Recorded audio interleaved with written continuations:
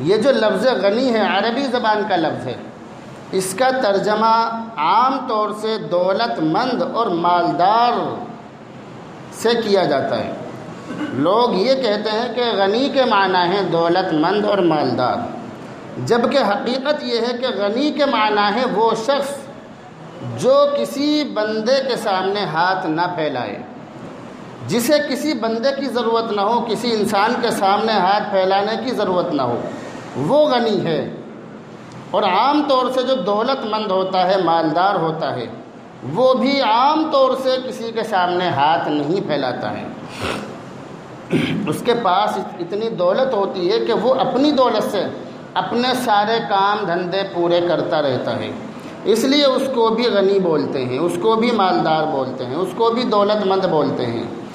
تو اللہ کے نبی نے حدیث کے اندر یہ ارشاد فرمایا کہ اگر تم تھوڑے پر صبر کرو، جو تمہیں مل رہا ہے اس پر صبر کرو، تو جتنے بھی لوگ ہیں دنیا کے اندر ان تمام لوگوں میں تم سب سے زیادہ غنی اور مالدار بن جاؤ گے۔ اور اللہ کے نبی نے ایک حدیث کے اندر یہ ارشاد فرمایا لیس الغنی عن کثرت العرض ولکن الغنی عن النفس، یہ اللہ کے نبی کی حدیث ہے۔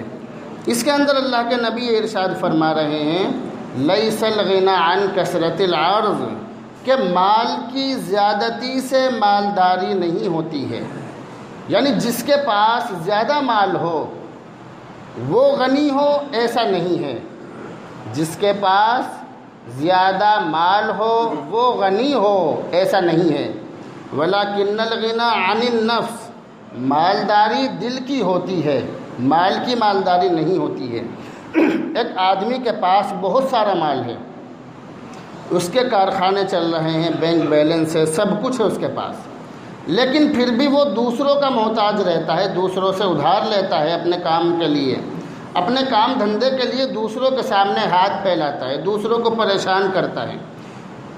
جب بھی دیکھو اس کی نگاہ دوسروں کی دولت پر ہوتی ہے، تو اللہ کے رسول کی نگاہ میں اس حدیث کی روشنی میں وہ آدمی بے نیاز نہیں ہے، وہ آدمی مالدار نہیں ہے، بلکہ اللہ اور اس کے اللہ کے نبی کی اس حدیث کی روشنی میں بے نیاز وہ شخص ہے جس کی آمدنی تھوڑی ہو، چاہے اس کے پاس بینک بیلنس بالکل بھی نہ ہو، چاہے اس کے پاس روپیہ پیسہ گنتی کا ہو، لیکن وہ اس تھوڑے پر صبر کرتا ہو اور اس کی نگاہ دوسروں کے مال پر نہ رہتی ہو، وہ دوسروں کے سامنے ہاتھ نہ پھیلاتا ہو، اللہ کے نبی کی اس حدیث کی روشنی میں مالدار وہ ہے۔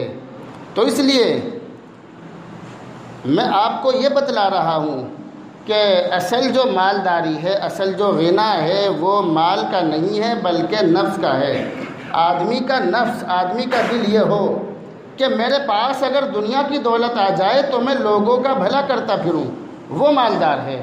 اور جس کے پاس پوری دنیا کی دولت ہو اور وہ کسی کو 1 روپیہ دینے کے لیے بھی تیار نہ ہو، وہ سب سے بڑا فقیر ہے، سب سے بڑا غریب انسان ہے وہ۔ تو اللہ کے نبی حدیث کے اندر ارشاد فرما رہے ہیں کہ تمہیں جتنا مل رہا ہے اس پر راضی ہو جاؤ، اپنی ہوس پر روک لگاؤ، زیادہ حرص انسان کے اندر نہیں ہونی چاہیے۔ اگر زیادہ حرص انسان کے اندر ہوگی تو پھر اس کی زندگی کا چین اور سکون بالکل تباہ و برباد ہو جائے گا۔ جس آدمی کے دل کے اندر زیادہ لالچ ہوتا ہے، زیادہ اونچی اڑان پر پہنچنا چاہتا ہے، وہ آدمی کبھی بھی سکون سے نہیں رہتا۔ حضرت ابن عون رحمۃ اللہ علیہ بہت بڑے محدث ہیں، بہت بڑے عالم دین تھے۔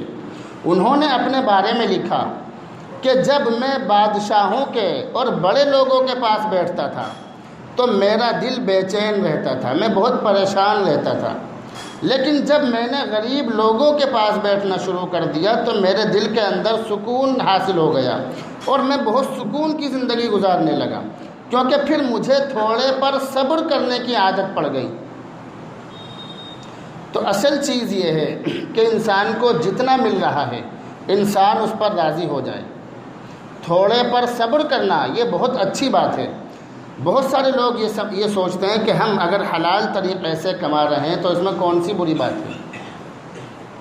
اگر حلال طریقے سے ہم ایک کے بجائے 2 دکان 3 دکان بڑھا رہے ہیں، اپنا کاروبار بڑھا رہے ہیں، تو اس کے اندر برائی کیا ہے؟ مذہب اسلام کاروبار بڑھانے سے منع نہیں کرتا ہے، کیونکہ یہ جو لفظ ہے لفظ قناعت، یعنی تھوڑے پر صبر کرنا، بہت سارے دماغ سے آؤٹ انسان اس کا مطلب یہ سمجھتے ہیں کہ اب ہمیں کچھ کرنے کی ضرورت نہیں ہے۔ اگر ہمارا کاروبار صرف ہاپوڑ تک ہی ہے تو ہم ہاپوڑ تک ہی اپنا کاروبار رکھیں، باہر کاروبار کرنے کی ضرورت نہیں۔ ہمارا کاروبار جہاں تک پھیلا ہوا ہے چاہے کم کر لو، بڑھاؤ مت، اس کے اندر بڑھوتری نہیں ہونی چاہیے۔ ایسا بہت سارے لوگ سمجھتے ہیں، وہ مذہب اسلام کی نبض کو نہیں سمجھ سکے، اس لیے وہ ایسا سمجھ رہے ہیں۔ مذہب اسلام منع نہیں کرتا، کتنا بھی کما لو، کتنے بھی کاروبار بڑھا لو، کتنی بھی فیکٹری لگا لو، کتنا بھی بینک بیلنس کر لو، کچھ بھی کر لو، مذہب اسلام منع نہیں کرتا ہے۔ بس مذہب اسلام یہ کہتا ہے کہ تم جو بھی کاروبار کر رہے ہو جائز طریقے سے کاروبار کرو اور جائز پیسہ کماؤ اور حد میں رہ کر کرو۔ یہ 3 چیزیں یاد رکھو، کاروبار جائز ہو یعنی پیسہ کمانے کا جو طریقہ ہے وہ جائز ہو، حرام طریقے سے پیسہ نہ کمائیں۔ جیسے بہت سارے لوگ، میں نے پچھلے ہفتے بتلایا تھا کہ بیاج لیتے ہیں، رشوت لیتے ہیں، یا اس کے علاوہ چوری کر لیتے ہیں، یا سٹہ لگاتے ہیں، بیاج کھیلتے ہیں، ان طریقوں سے وہ پیسہ کماتے ہیں۔ تو پیسہ کمانے کا یہ طریقہ ناجائز ہے، تو ہم پیسہ جائز طریقے سے کمائیں۔ پہلی شرط، ہم جو پیسہ کما رہے ہیں جائز طریقے سے پیسہ کمائیں۔ دوسری بات، جو پیسہ آ رہا ہے وہ بھی جائز ہو۔ جیسے ہم جائز کاروبار کر رہے ہیں، مثال کے طور پہ ہم نے باہر پھلوں کا ٹھیلا لگا رکھا ہے، بریانی بیچ رہے ہیں یا کچھ اور کام کر رہے ہیں۔ اب ہم نے جو ہم سے سامان خریدنے کے لیے آیا، ہم نے اس کو تو دیا سامان کم اور پیسے لے لیے زیادہ، 1 کلو سیب دے کر 1.5 کلو کے 1.25 کلو کے پیسے لے لیے۔ تو پیسہ کمانے کا جو طریقہ ہے وہ تو جائز ہے، کیونکہ ہم جو ٹھیلا لگا رہے ہیں ناجائز کام نہیں کر رہے، جائز کام کر رہے ہیں، لیکن جو پیسہ آ رہا ہے وہ ناجائز ہے۔ یہ دونوں باتیں بہت پوائنٹ کی باتیں ہیں۔ تو پیسہ کمانے کا جو طریقہ ہے وہ بھی جائز ہو، اور جو پیسہ ہم کما رہے ہیں وہ بھی جائز ہو۔ تیسری بات، حد میں رہ کر کمائیں، حد میں رہ کر، لمٹ میں رہ کر، اعتدال سے کمائیں، درمیانے راستے سے کمائیں، درمیانہ راستہ اپنائیں پیسہ کمانے میں۔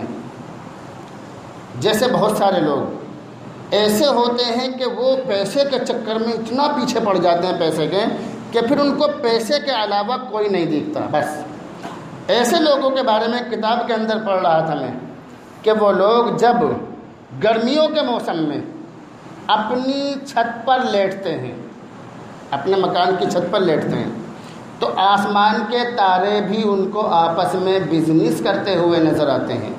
ان کے دماغ میں بزنس اتنا زیادہ گھس جاتا ہے کہ پھر وہ ہر ٹائم ہر وقت اسی دھن میں لگے رہتے ہیں، کہاں کسے گرانا ہے، کسے بٹھانا ہے، کیسے کرنا ہے، کسے چوٹ پہنچانی ہے، کسے ٹوپی اڑانی ہے، کسے نقصان پہنچانا ہے، کس سے کیسے، کس کی جیب کیسے خالی کرنی ہے، بس یہی دھن رہتی ہے۔ لمٹ میں رہ کے پیسے کمائیں، نماز روزے کی پابندی کے ساتھ پیسے کمائیں، کسی کا دل دکھا کر پیسے نہ کمائیں۔ تو اعتدال یعنی درمیانے طریقے سے پیسہ کمائیں، اس کا مطلب یہ ہے جو میں آپ کو بتلا رہا ہوں۔ تو مذہب اسلام ہمیں